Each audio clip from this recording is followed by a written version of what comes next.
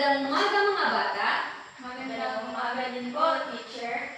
Bago tayo magsisimula, magsitayo muna ang lahat para sa ating panalangin. Darlene, maaari mo bang punahan ang ating panalangin? Sige po. Sa ngalan ng Ama, ng Anak, ng Espiritu Santo. Amen. Ama namin, sumasalangit ka. Sambahin ang ngalan mo. Mapasa amin ang kaharian mo.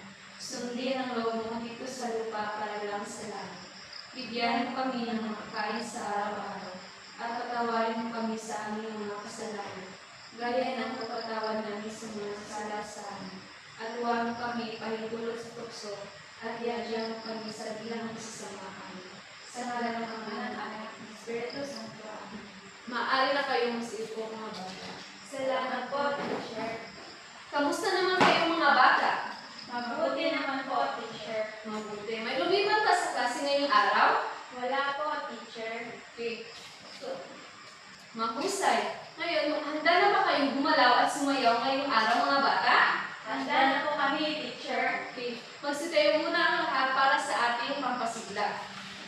Gayahin ninyo ang nasa video na ipapakita ko sa inyo.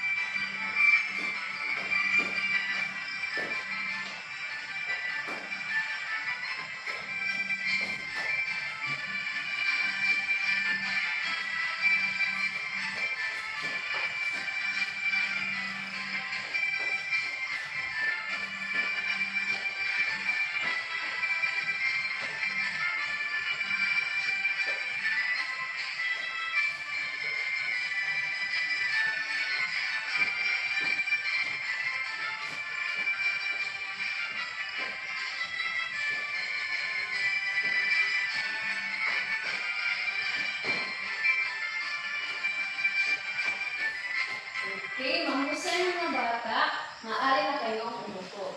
Salamat po, teacher. Ano ang iyong napapansin o nakikita sa ating sinayaw ngayon lamang mga bata? Itik po, teacher. Tama. Paano ba lumakad o lumangoy ang isang itik? Yes, Darlene?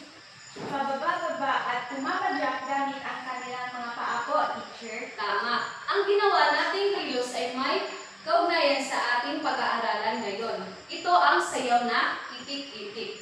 Alam niyo ba ang sayaw na ito ay galing sa Surigao del Sur? Ngayon po namin nalaman, teacher. Ang sayaw na itik-itik ay isang mimic dance mula sa Kantilan, Surigao del Sur. Ito ay imbento ni Cayetana Canang Jurado, sa isang binyagan. Ngayon, ituturo ko sa inyo ang dalawang batayang hakbang sa sayaw na itik-itik. Magsitayo muna ang lahat mga bata.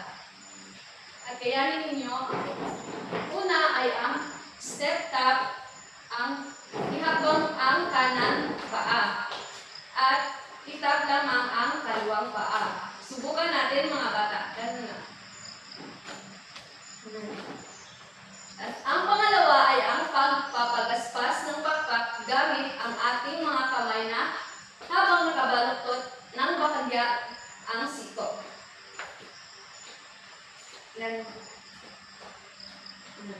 Okay, pagsabayan natin ito ng paa at kamay na may musika.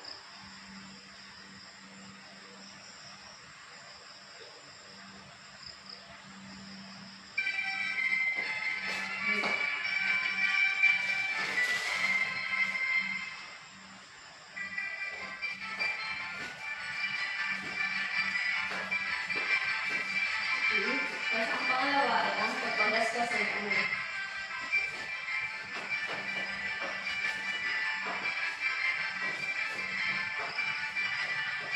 Okay, mahusay mga bata. Maaari na kayong umupo.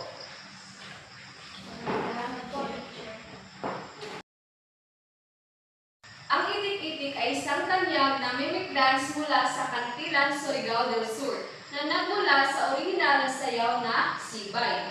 Ayon sa kwento, ang mananayaw na si Cayetana Canang Jurado ang nakalikha ito ng maging malikhain siya sa isang binyagan sa pamamagitan ng paggaya o sa paglalakad at pagbisit ng tubig sa likod at pagpagaspas ng pakpak ng isang itik.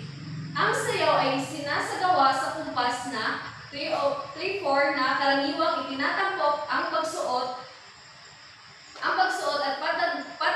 pagtagyok ng balot saya para sa mga babae at kamisa destino naman para sa mga lalaki na nagpapakita ng masiyahing katangian at malalim na koneksyon ng mga Pilipino sa kalikasan at sa kanilang komunidad. Ngayon ay hahatiin ko kayo sa dalawang pangkat. Bawat pangkat ay magpapakita ng presentasyon ng itik-itik gamit ang hakbang na itinuturo ko kanina. Maliwanag ba mga bata? Opo, teacher. Okay, bibigyan ko kayo ng 5 minuto sa pag-iinsay. Okay? Tapos na ba ang pag-iinsay mga bata? Opo, teacher. Pumunta na dito sa harap ang pangkat 1.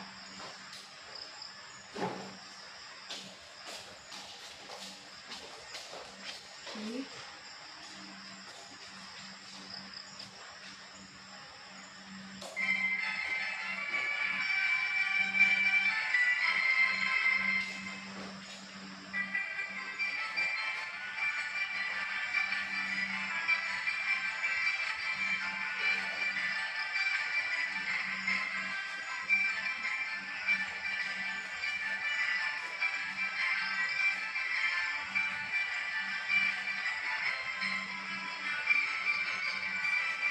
Okay.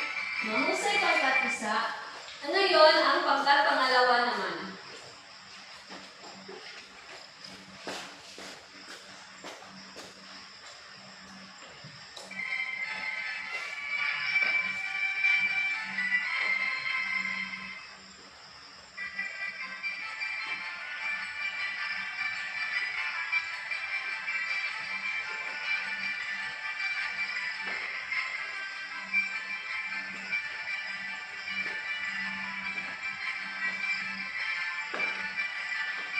Okay, mahusay pangkat 2. Talagang magaling na kayo sa sayaw natin na itik-itik.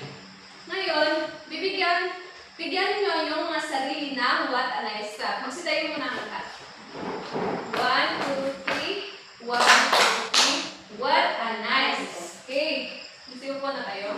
At ngayon, kumuha kayo ng isang kapirasong papel at sagutan ninyo ang ating pagtatayo.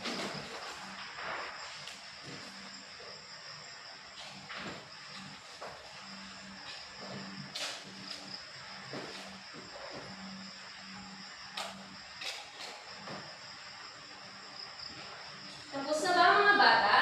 Opo, teacher. Sige, pakipasa niyo ang mga.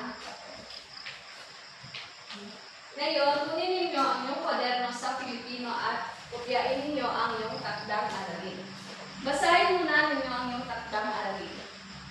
Masalsip ng isang pangkatutubong sayaw na hamulin sa kilos ng isang hayop o kalikasan. Okay, maliwanag ba mga bata? Opo, teacher. Ngayon, tapos na ba ninyo ang kopyain ninyo ang takdang aralin? Opo, teacher. Okay. Ngayon, doon lang nagtatapos ang ating leksyon ngayon. Magsitayo muna tayo para sa ating closing prayer. Okay. Sa ngalan ng Ama